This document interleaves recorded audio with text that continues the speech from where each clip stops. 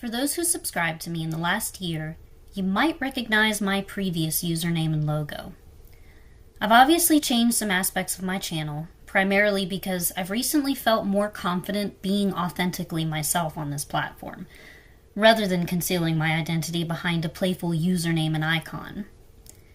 This shift also inspired me to discuss the broader topic of authenticity in social media. Therefore, this video will cover both the changes I plan to make to my content and the concept of authenticity itself. If you appreciate my insights, as always, please hit the like button, leave a comment below with your thoughts, and subscribe for future content. According to Merriam-Webster, authenticity has multiple definitions, all of which allude to a person, object, or idea being genuine.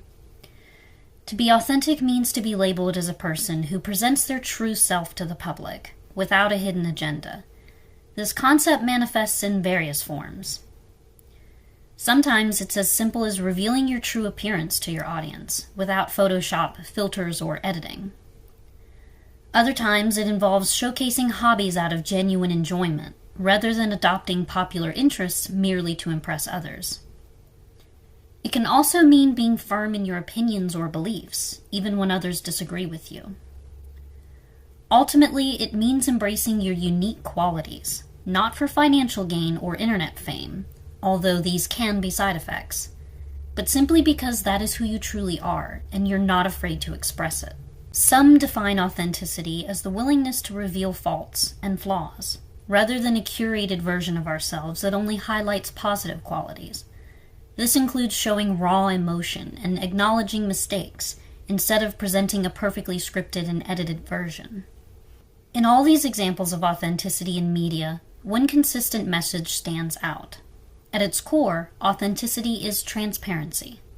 In the online world, transparency is often synonymous with authenticity. The more open you are about your true self, without the need for lights or cameras, the more authentic you appear to your audience. This transparency can even be the reason a creator gains popularity. Many well-known online figures have been praised by their followers for seeming authentic despite their flaws, precisely because they don't hide controversial behavior. More often than not, they are overly transparent, to the point of embarrassing themselves for the internet to witness and mock. Regardless of whether we admire or dislike a creator, their level of transparency often dictates how we judge their character. Their willingness to openly discuss and address their problems determines our perception of their accountability and sincerity when they've caused harm and need to take responsibility. However, there is a downside to transparency that can often lead to a creator's downfall. Sometimes creators overshare intimate details of their lives to the extent that these confessions prove damaging. A recent example is Kendra Hilty on TikTok, who attempted to expose her former psychiatrist for predatory behavior, but ended up alienating most of her viewership by publicizing so many intimate details of their interactions that he appeared to be the victim of her obsessive behavior. Furthermore, creators sometimes feel immense pressure to appear authentic, leading them to craft entirely false narratives about their lives that are later exposed. A good illustration of this is the recent mass exposure of TikTokers who, believing the platform was facing a permanent ban, revealed their fabricated personas. This pressure to be perceived as real and genuine is, I believe, the fundamental issue with the current online atmosphere. It perpetuates the belief that if we're not completely transparent, we're not authentic and are therefore reprehensible. We tend to view creators who only present stylized versions of themselves as inherently fake and fraudulent, even if the information they provide is fact-checked and provably correct. I myself have previously fallen victim to this false equivalence, looking down on creators with expensive editing and perfect lighting as phony, simply because they took the time to edit out mistakes and enhance their appearance. On my old channel, I stubbornly refused to edit out mistakes, or even do a second take, thinking I was serving the platform by being authentic in my presentations, even if the videos were objectively terrible and nearly unwatchable. The internet's obsession with transparency is often ironic, considering how many of us demand it while hiding behind fake identities, cartoon avatars, and catchy usernames.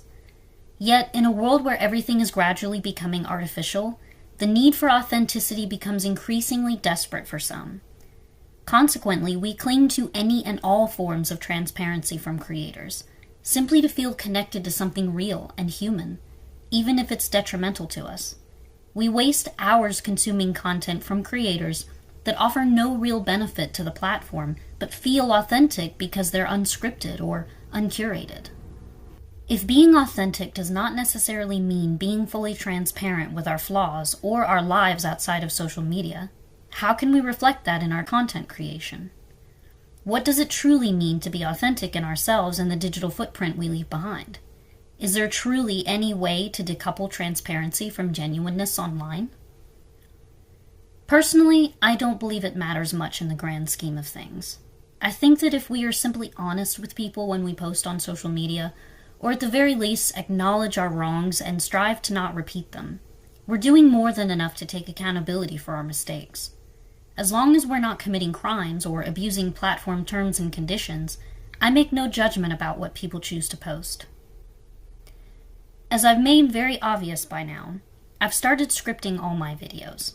This is not only because I'm more confident in my writing skills than my public speaking abilities, but also because it provides an outlet for one of my most ardent passions, writing. The authenticity in my work stems from the fact that it was written by a real human being, not ChatGPT, and it's something I genuinely enjoy, despite my parents' wishes that I'd pursued performing instead.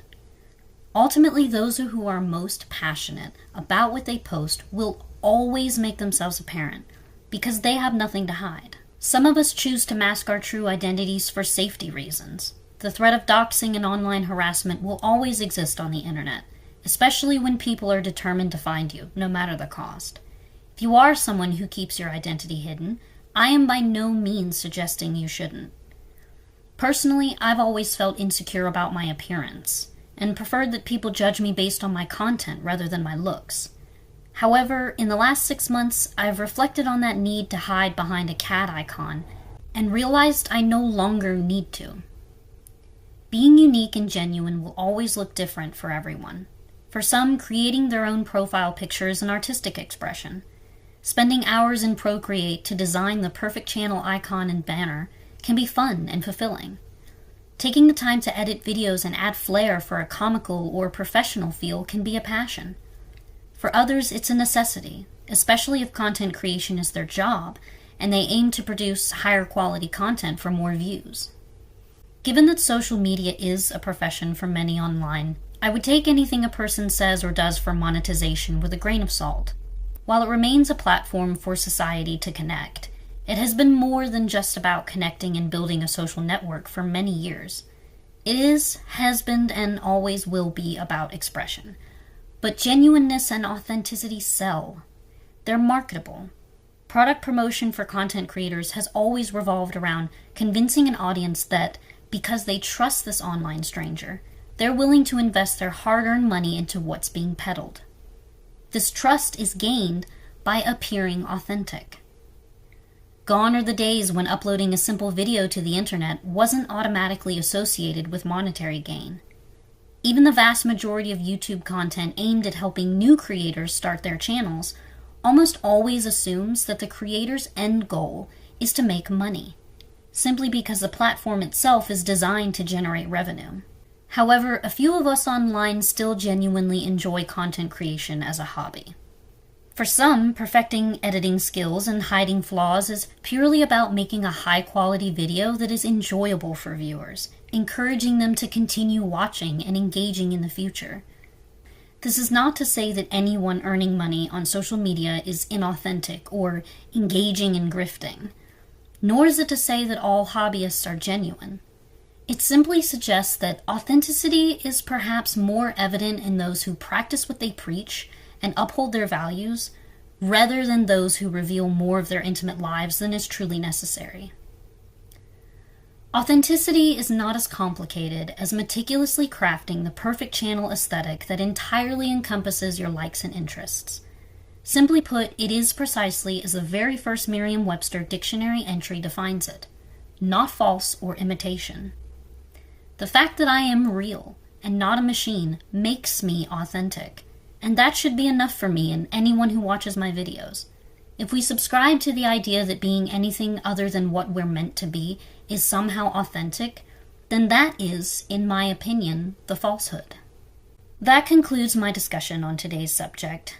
As for the second part of my video detailing the changes I'd like to make to my channel, I have only a couple of significant points to mention.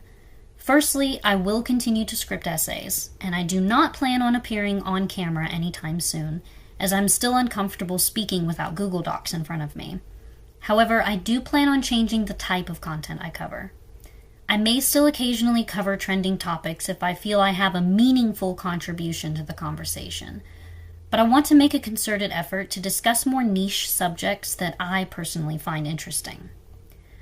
I would like my channel to be a destination where you won't just hear the same things everyone else is discussing or receive the same generic content as every other small commentary creator. I aim for my uniqueness to be in what I post, and essentially for my audience to visit my channel to hear what I have to say because no one else is discussing it.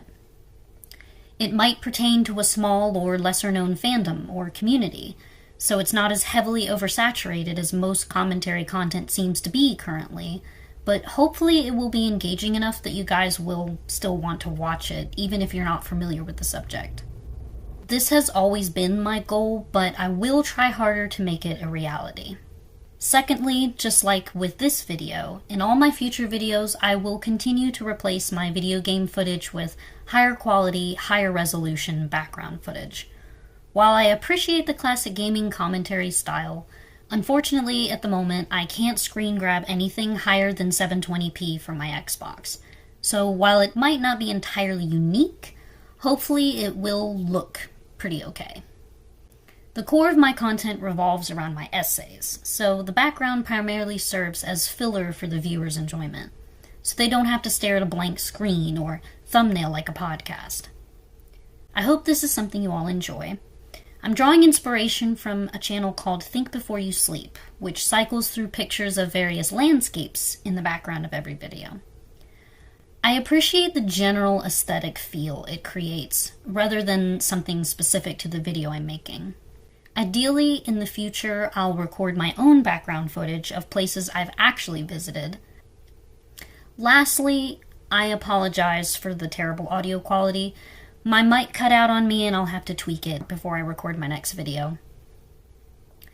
Thank you again for taking the time to watch. If you found this topic interesting, again, please comment below with your thoughts and consider subscribing if you haven't already. Until next time.